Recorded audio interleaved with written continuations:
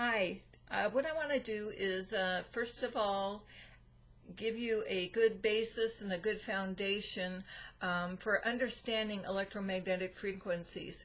Electromagnetic frequencies are found man-made, and they're also found in the environment. It can get very confusing on trying to understand why this might be an issue with the human body. Take into account that the outdated FCC limits are only taking into account something called ionizing radiation, and we'll be getting into that in just a minute. Let's get started. First of all, what are EMFs or EMRs? And that's electromagnetic frequencies, or EMRs is electromagnetic radiation. You may see one of those two. Now, these are fields of energy created by electrically charged objects, and they can be divided into natural and man-made. Examples of natural EMFs are the Earth's electromagnetic field, the electricity that is read by what's called an EKG or electrocardiogram, which would be your heart, is giving off natural EMFs, and also your brain waves, not the appliance that reads it, but the actual brain wave itself. Now, those are considered what's called direct currents, and those flow only in one direction. Now, this is in direct contrast to what's called man-made EMFs, and these change directions every time, cycles every second, back and forth, and that's what's a real challenge for our bodies, is that our bodies aren't used to that kind of current going back and forth. Now they're divided, these man-made EMFs are divided into low frequency and high frequency, and also known as radio frequency or microwave. Low frequency EMFs are produced by the electrical distribution system, and that would be your electrical appliances, your wiring in your system. In the United States, the electrical system runs at 60 hertz or cycles per second. High frequency EMFs are produced by wireless devices such as mobile phones, cell phone towers, Wi-Fi routers, smart meters, laptops, microwave ovens, baby monitors, and there's a ton more. Another thing too is your so-called smart appliances they're designed to eventually run off, if they're not already running off Wi-Fi. So that would also be a high frequency. All right, so like I said, the non-ionizing and ionizing radiation, what is the difference? Well, this is important because this is where the confusion comes in and the focus comes in when we're trying to talk about it and understand the health implications. Ionizing radiation has enough energy to free electrons from the atoms or molecules they are attached to, therefore ionizing them. Non-ionizing radiation lacks the energy to break those same molecular bonds and cannot free electrons from atoms or molecules. So what happens is that you will have people talking with PhDs in chemistry and things like that that are saying that it cannot break the bonds, therefore it's not hurting the cell. Well, they're finding out that it actually, Dr. Martin Pall has taken papers from all over the world and done his research on it, and you can look him up. He's actually based out of Oregon now. He was a professor at Washington State University, and he went through the papers, all these research papers, and saw that it actually opens, it irritates the cell lining of the outside of the cell enough, the electrical charge, that it opens the calcium channels up, and you have all kinds of problems with that, your heart, you name it. So we're going to go into that too. I'm going to go back, but I just want you to be aware that you may hear people say that there's nothing wrong with this because it is not actually opening or breaking the cell apart. That is so far from the truth because of the fact that you do have an electrical charge on your cells and it disrupts that, okay? So that's probably the most important thing when you're understanding what's going on and why EMFs could be dangerous. Let's see. Now, some natural sources of what's called ionizing radiation are radioactive rocks, radon. You've probably heard of radon.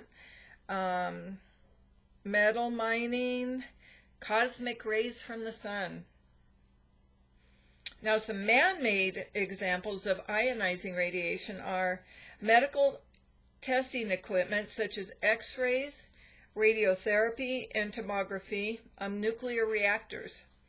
Now, some man-made examples or natural examples of non-ionizing radiation are sunlight, fire, and thermal radiation. Man-made examples of non-ionizing radiation, non-ionizing, and these are man-made, of course, are the cell phones, microwave ovens, cordless phones. Cordless phones are actually regulated in some countries because they actually put out a frequency and can be very strong. Even when they're not in use, they're still pinging. Routers, motion detectors, power lines, cell phone towers, incandescent light bulbs, Wi-Fi's, radars. Now, let's see, I'd written this for something else. Let's see, FCC limits versus health limits. Hold on a minute here. Okay, so we went through all that. Now, there's something called a native electromagnetic frequency that actually has been shown to cause health challenges. It's been known about for literally thousands of years, but it kind of got pushed underneath and now it's coming to the surface, and that's called geopathic stress. We will be talking about geopathic stress. Geopathic stress is where you have a fault line or something where two faults are rubbing together, and you're getting this friction like this, and that friction can cause an electrical charge, fault line or water veins under the earth, something called ground mixing. There's lots and lots of things that can cause this stress, and actually has been linked to many health challenges. And that will be something we'll be talking about later on. But right now, I just want you to get the basics down. So hopefully that will help you get a good start on what we're talking about, what we're going to be talking about over the next few months. Let's see, do I have anything else on here? I don't see that I do. So now what we'll do is talk, let me do this too while I'm at it. Some things you can do to reduce your exposure right now, which you might or might not have heard. Before I do that, let's do this. EMFs and health. Now, EMFs and health is where it's at. We have to understand what health challenges and mystery illnesses we might be seeing in the clinic or hospital setting, or even in our personal lives. Melatonin disruption, heart problems. Now, remember I talked about the calcium channels. Different types of cancer, and that could be related to the fact that your melatonin, if that's disrupted, your body cannot heal at night. Psychiatric anxiety, depression pushes cortisol levels up. I'll be doing videos on all of these. Glucose metabolism and regulation. Lyme's disease and viral. It also can affect mold and stimulate mold to grow. So that's something that if you think you might be mold sensitive or know somebody or suspect it, you may be looking at that. There's many other different things that EMFs and health have been linked to. Skin problems and lesions, GI distress, like I had, word recall,